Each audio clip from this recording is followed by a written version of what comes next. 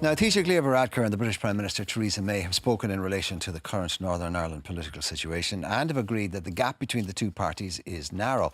In a joint statement, both leaders have expressed the view that it is still possible to form an executive which would be in the interest of all the people of Northern Ireland. The Taoiseach also said that there could be no return to direct rule as it existed prior to the Good Friday Agreement. Joining me with that story and others making news this morning are the Director of the Irish Academy of Public Relations, Ellen Gunning, and KFM's Shane Beatty. Good morning to you both. Good morning. Ellen, those of us who have been around long enough will know that in the north there is a ritual, there is a dance that they go through, and it is, I suppose you could call it the ultimate in 11th hour-itis, and it's always 11th hour, 11th hour, 11th hour. They get there and then finally they come to a deal. This seems to be going on a lot longer than that, and even though Mr Varadkar and Mrs May have said that the gap between the two parties is narrow, it doesn't look like it's going to get any narrower anytime soon. It doesn't look like it's going to get any narrower in time for a budget, which is really the deadline that's focusing everybody's minds, that the North needs a budget, it needs money to run on, and it's going to run out of money at the end of November. And they both Sinn Féin and the DUP have party congresses this month, so I can't see them doing a deal before that. I find the optics of what they're both doing really confusing. From an outside point of view, you're trying to figure out what's the message they're trying to get across, because the DUP virtually had Arlene Foster on her own. They had ministers who were in, or they had elected representatives who were in Westminster. They had other elected representatives who couldn't be available because they were on mid-term break with their families.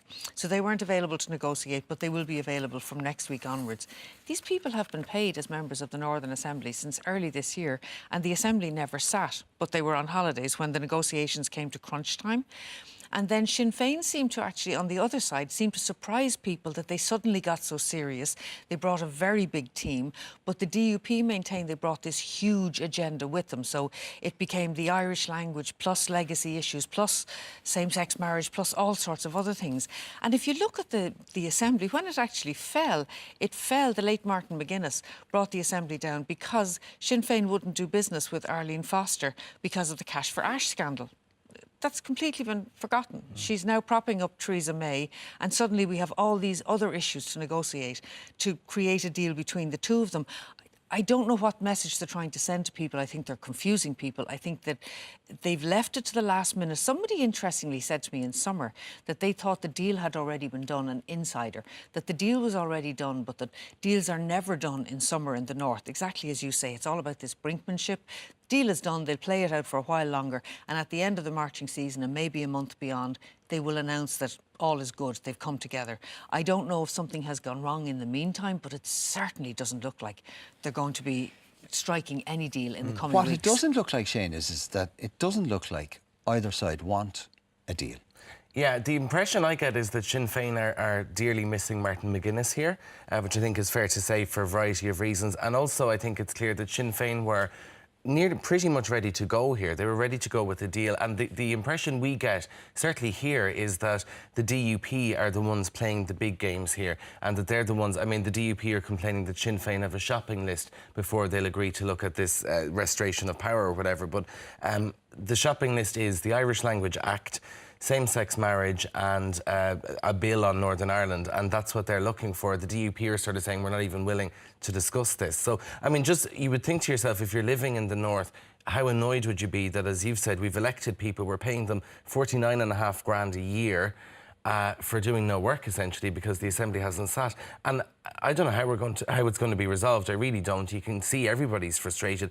Leo Varadkar and Theresa May are frustrated. And they can say all they like that doing a budget for the North isn't direct rule. It certainly looks like it. The first step towards direct rule. Definitely, it looks like the first step. Look, even though it's only 60 miles away, internal domestic politics in the north are Machiavellian and different to here at best, yes, and internecine at worst, and very different to here. Ellen was talking about the optics there. Arlene Foster, the one person they didn't want to deal with, is now the only person who seems to be prepared to deal with them. But interestingly enough, she's got people like Gregory, what's his name, Gregory Campbell with her, who's on the hardline end of it, right? Ex-paramilitary, but now, again, like Martin McGuinness, somebody who fought the war and now knows that that is not the way forward and wants to do some sort of a deal. But they seem to be the only two people who are actively trying to do something about this. The DUP do not come across like they're serious to resolve this issue. They really don't. And on the Sinn Féin side... Just a question for you. Is that because they feel, hang on a second, we're propping up Theresa May, that's my suspicion. and we're going to get our billion additional anyway? That's my suspicion here, is that they know they're propping up Theresa May. They will get what they want in their view, and they don't need to. But I still think that Sinn Féin are missing Martin McGuinness in this, and Michelle O'Neill has a really difficult job here, because I think Martin McGuinness is the link that could have maybe got something across the line. I can't see how this is going to be resolved, because I just think it's kind of the propping up issue is an interesting one, though, because it's almost as if the DUP, the party members, are happy that they've done a deal, they're in Westminster, they're propping up Theresa May, they've got what they want, but Arlene Foster wants First Minister. Surely, from a party point of view, they should also want First Minister. They should want to be in power. It should be the icing on the cake to them. But it's almost as if they've become more difficult to negotiate with, perhaps internally as well as across the road from Sinn Féin, because of the fact that they're now in a position of power in the UK. But I mean, Arlene Foster yesterday left to go to the funeral of a constituent, and then the media had to go and start chasing her to get her to even get a comment after Brokenshire's statement here. I mean, you go back to, for example, the talks of the Good Friday Agreement. You remember Bertie Ahern's mother died, and still he was involved with the talks. It was over nearly towards the bank holiday weekend. It seemed everybody was serious about agreeing a deal. So there's a curious absence of panic. Exactly. I mean, sorry, like going to... It wasn't a close friend, as I understand. It was a constituent's relative's funeral, and she left on the day that they're talking about a budget for the North. So you can't say that the DUP are serious about this. OK. Speaking of being serious about things, the policing authority finds Garda had casual attitude to exaggerated figures, and we understand that Josephine Feely and the authority have told the acting commissioner O'Coulon that he's got 3 weeks to get ahead, to put a head on a plate or to get heads rolling. Now, given that the authority and this report has said that this was widespread, systemic and endemic, in other words, that everybody was either overtly or by omission involved in this, whose head? How can you pick a head if everybody was doing it, everybody knew it, everybody was aware of the pressure coming from somewhere above? So who's going to take the fall for this? The really interesting thing about this Crowe-Horwath report yesterday was that they came back to what everybody has been saying all along. This is a culture. It's a culture within the Gardaí. Josephine Feely said that one of the difficulties, one of the things that they highlighted was the fact that guards were simply turning a blind eye. They weren't doing what they should have been doing. They were inflating the numbers.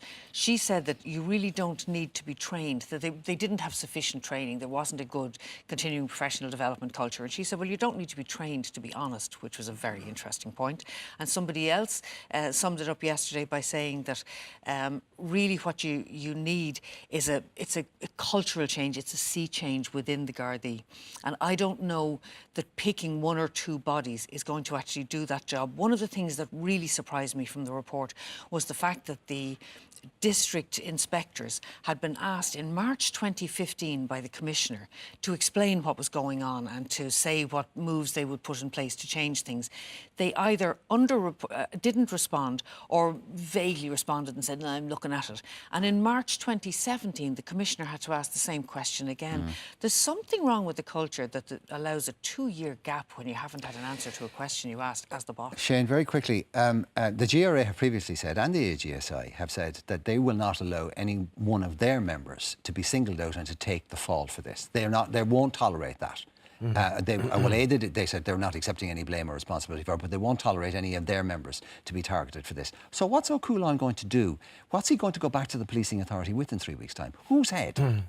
His own? Well, yeah, he can have another commissioner go.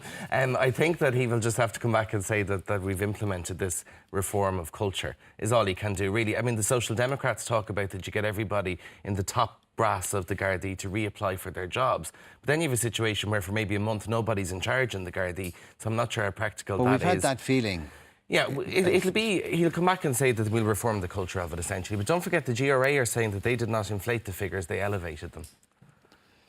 So that's their position on it. Effectively, what? Batten down the hatches and... Keep the head down, lads. And this will all blow over. Absolutely. And Josephine Feely will give out, and then O'Coolan will say we've listened to you, and then it'll be all sorted by the new year. Which is precisely the issue that the report identified. Okay. Nobody really treats it Listen, seriously. we'll have to leave it at that. Thank you both very much indeed. Let us know your thoughts on any of these topics. You can text AM followed by your comments to 53131, email irelandm@tv3.ie, Facebook or tweet us at irelandmtv3.